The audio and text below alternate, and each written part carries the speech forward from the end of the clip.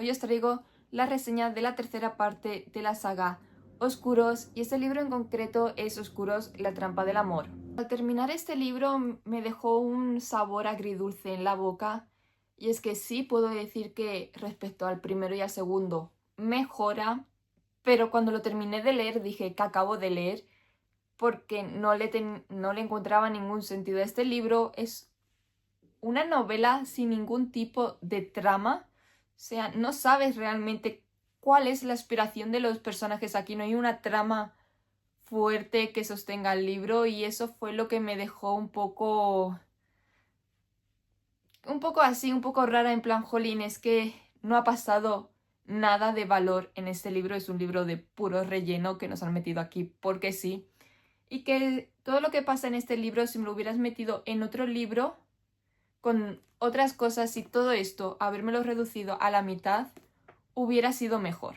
En este libro vemos a Luz saltando en el pasado, la vamos viendo en todas y cada una de sus vidas, y eso es todo el libro, ver a Luz saltando de una vida a otra para conocer cómo eran sus vidas. Nada más, no pasa absolutamente nada en el resto del libro. Este vídeo va a estar dividido en dos partes, una parte sin spoilers y otra parte con spoilers, así que empezamos con la parte que no lleva spoilers. En este libro vemos a Luz haciendo saltos en el tiempo para conocer sus vidas pasadas y ver cómo se iba enamorando de Daniel, que realmente no hay mucha chicha en esas vidas, las estás viendo y ya está. Lo más interesante es que durante todo el libro te dan a entender que vas a conocer la primera vida de Daniel y Luz, esa primera vez que se enamoraron, cómo surgió este amor que es capaz de durar a través de los siglos y nunca llega. O sea, te dan a entender durante todo el libro que vas a llegar a esa parte,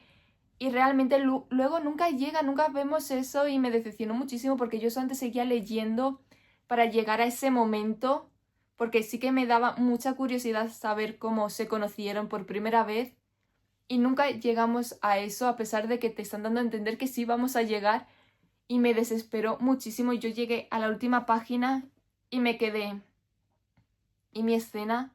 ¿Dónde está mi capítulo donde Luz llega a su primera vida? Me has mostrado 500.500 vidas en las que no transcurre nada, en las que no pasa absolutamente nada, y la que es de verdad importante, no me la enseñas. Me sentí súper decepcionada. En este libro Luz me ha parecido insufrible, hacía muchísimas cosas sin sentido, la avisaban de que si hacía ciertas cosas podría cagarla y cargarla a un nivel máximo, y aún así a ella le daba igual y lo hacía porque podía hacerlo y ya está. Y era como, amiga, te están avisando que si haces eso la puedes cagar, no lo hagas, no tienes ninguna necesidad de hacer esas cosas, pero aún así ella lo hacía. En este libro me cayeron muchísimo mejor los Daniels del pasado, de las vidas anteriores de Luz, que el Daniel actual. O sea, los anteriores tenían vidilla, eran majos, no sé, se les veía guays. Y nos toca el Daniel en esta vida en el que transcurren todos los libros con un Daniel sosísimo, que le falta vida, que no es un personaje memorable, pero en cambio sus yos del pasado, que es la misma persona porque él no muere, o sea, es la misma persona, en el pasado era un mejor personaje de lo que es en el presente. Así que por esa parte me gustaron mucho los Daniel del pasado, pero el Daniel actual pues me sigue sin gustar. Una cosa que me ha sacado muchísimo de la historia es que los Daniels del pasado cambiaban de aspecto físico. O sea, porque hay partes que están narradas en la antigua China, entonces Daniel tenía un aspecto más asiático. Luego hay partes que están narradas con los mayas, entonces Daniel tiene un aspecto más moreno, que con el pelo negro, y así en todas las vidas, que va cambiando el aspecto y realmente nunca te explican por qué. O sea, se sacan poderes de la manga y no te dan ningún tipo de explicación de por qué puede hacer esas cosas, de dónde sale esta magia que está usando. O sea, te dejan las cosas como, yo te digo que lo estoy haciendo, puedo hacerlo, pero no te explico por qué se puede hacer. Y me parece que eso es un fallo muy grande en todos los libros de fantasía, el no explicarte el funcionamiento de la magia.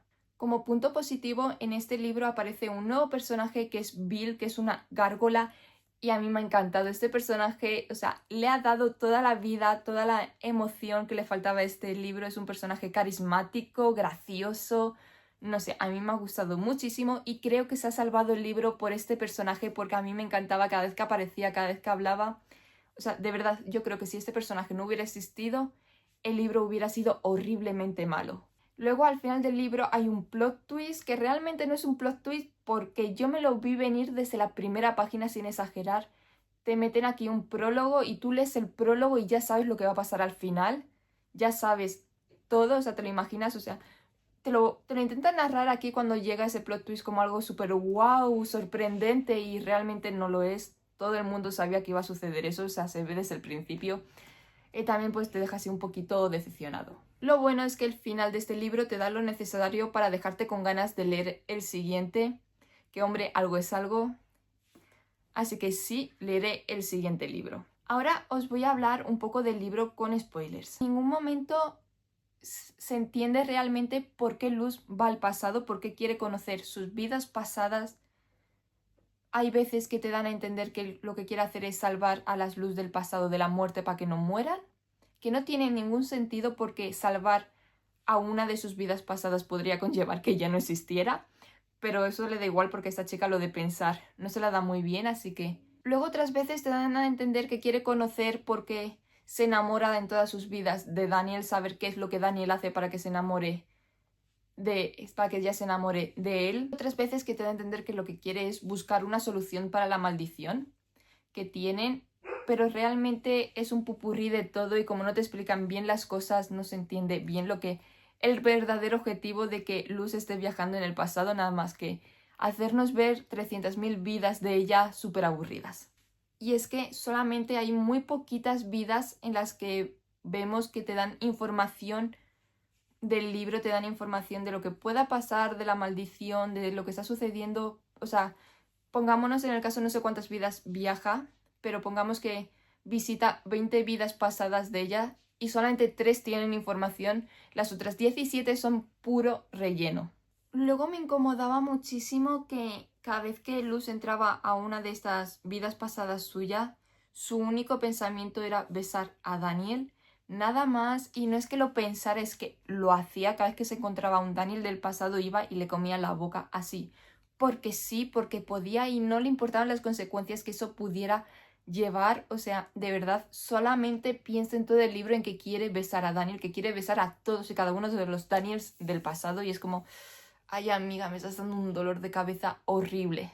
Con Daniel, el Daniel del presente, cuando Luz en el segundo libro se mete en la anunciadora para visitar todas sus vidas pasadas, él va tras de ella para encontrarla y evitar que pueda hacer algo que corre que el presente se cambie. Convenientemente, Daniel siempre llegaba tarde a todas las vidas. O sea, si Luz llegaba a una vida, cuando Daniel llegaba justo a esa vida pasada, ella ya se había ido, y así en todas las vidas, porque en este libro también está narrado por Daniel, mientras que los otros dos solo está narrado por Luz. En este libro también está narrado por Daniel, y los capítulos de Daniel solamente son persiguiendo a Luz y nunca alcanzándola. O sea, eran capítulos completamente innecesarios, pero ahí estaban. Y además Daniel habla con sus yos del pasado, y claro, aquí entramos en eso de que si tú hablas con tus yos del pasado, tu yo actual debería de acordarse de esas conversaciones que has tenido tú con tus yos del pasado.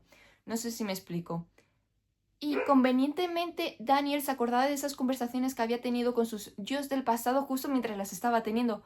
Era muy inverosímil. O sea, si tú tienes recuerdos de que has estado hablando con tus yos del pasado, los tienes siempre y no solamente aparecen cuando a ti te viene bien porque es lo que tiene que pasar para el bien de la historia, pero no era creíble que solamente recordaras que tú habías visitado el pasado cuando ya estabas visitando el pasado. Realmente no sé si me estáis entendiendo a lo que me refiero porque es un lío tremendo, pero espero que sí.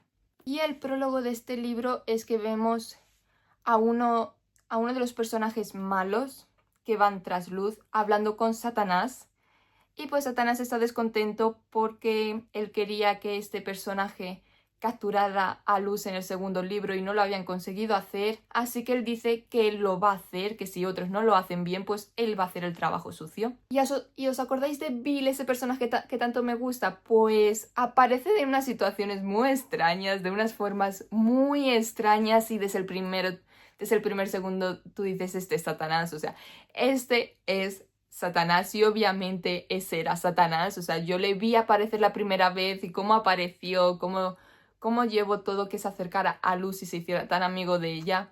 Yo dije, este es malo, este es Satanás, que ha salido en el prólogo, que ha dicho que se va a encargar él de ganarse la confianza de Luz y secuestrarla y fue lo que hace, o sea, no te sorprende porque ya te estaban contando en el prólogo que Satanás se iba a meter en el juego y justamente te aparece un personaje que es una gárgola un poco terrorífica, pues ya sabemos quién es la gárgola y cuando se descubre al final del libro no es sorpresa para nadie quién es este personaje. Luego al final del todo sí que vemos la caída de los ángeles cuando fueron desterrados del cielo, porque hasta aquí lo vemos desde el punto de vista de Daniel. Me da mucha vergüenza ajena esta escena porque me parece, sale Dios, sale Lucifer y se comportan como niños pequeños, o sea, tienen conversaciones que podría tener, o sea, no niños pequeños, pero la forma en la que hablan podría ser la forma en la que habla de una persona de 20 años y no de Dios todopoderoso y de Lucifer el maligno, o sea, no tenían una forma de hablar así como de decir que son seres celestiales, era un poco como son chavales de 20 años. Vemos cómo se forma la maldición y se forma de la forma más cutre, más sin sentido del mundo y fue como, ¿de verdad los habéis maldito de esta forma? Y luego se supone que cada vez que Luz y Daniel se encuentran en cada vida, pues Luz muere. Y en esta vida no muere, entonces lo que piensan es que hay algo en la maldición, que alguien fue al pasado, a este momento de la caída, y en la que se pone la maldición, en la que meten una laguna en la maldición para que no muera Luz en esta vida actual. Es Daniel, el Daniel presente se presenta allí en la caída y le dice a Dios que quiere una oportunidad para Luz de que en una vida, en concreto en su vida actual, no muera. Y Dios se lo acepta así, porque Daniel se lo pide, a pesar de que está ultra mega cabreado con él, y se lo acepta.